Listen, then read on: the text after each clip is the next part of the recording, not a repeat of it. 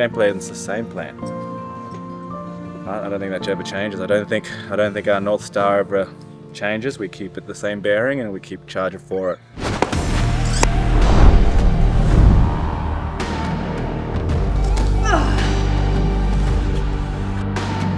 Doesn't matter which competition it is, who it is, I just got to make sure that I'm better and, you know, stronger and fitter and faster than all of them others.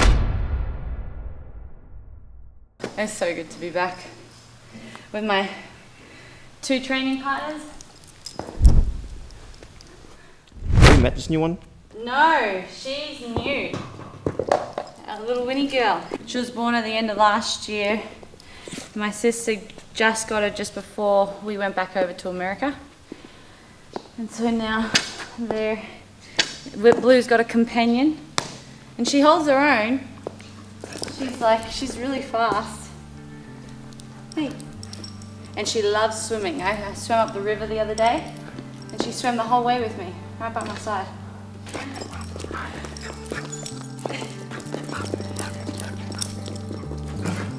To be honest, then not if like Shane was here, this would not be happening.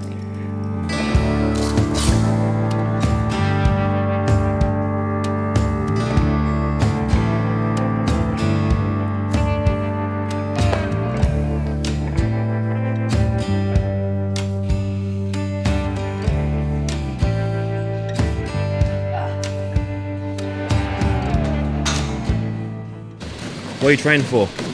Ultra marathon. I'm 10 miles in.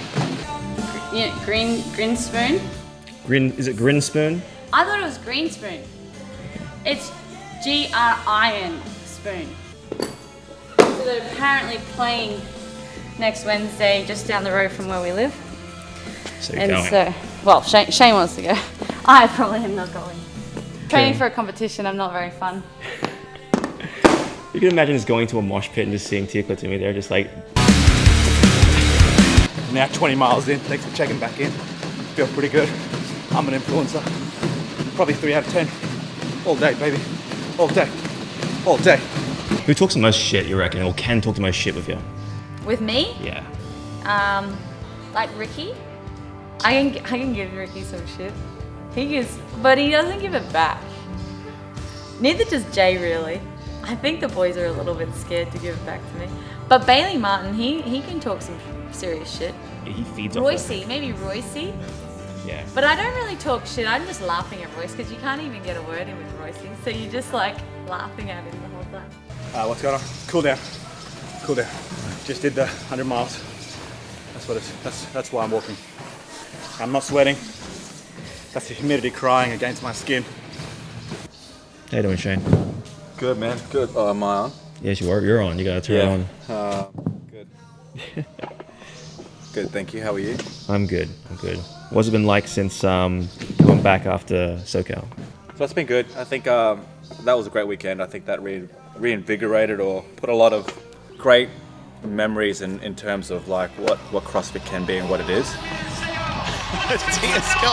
Tia is just trying to will her across the finish. And so then when the workout for the Tier Cup happened and was announced, I thought it was like, okay, one person do the bike, one person do the burpees, one person do the run. So I was like, yeah, I've got the burpees and run, no dramas.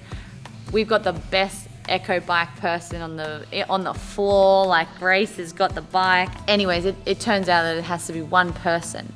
And I was like, Grace, you still got to do it because you're just going to hammer that bike and make up so much ground on whoever you verse. And she's like, yeah, but what about the burpees and the run? I said, well, for the run, well, like obviously you can burpee like the fastest out of anyone with an echo bike, you know, because like look at the games workout, you crush that. So I'm not even concerned about that. And then with the run, well, the belt with an assault runner, like the heavier you are, the better the belt moves anyways. So we're just trying to convince her. And even on that morning of that workout, she's like, are you sure I should do it? And I said, girl, you have to do it. I can't do that. Then the next one, then the captain's challenge. I said, Gracie, you're the only one that can do this workout. And I just, like, I can't wait for some of the footage that comes out. But I was telling Gracie, like, don't you feel sorry for yourself now, Grace? You know, and it was just so funny.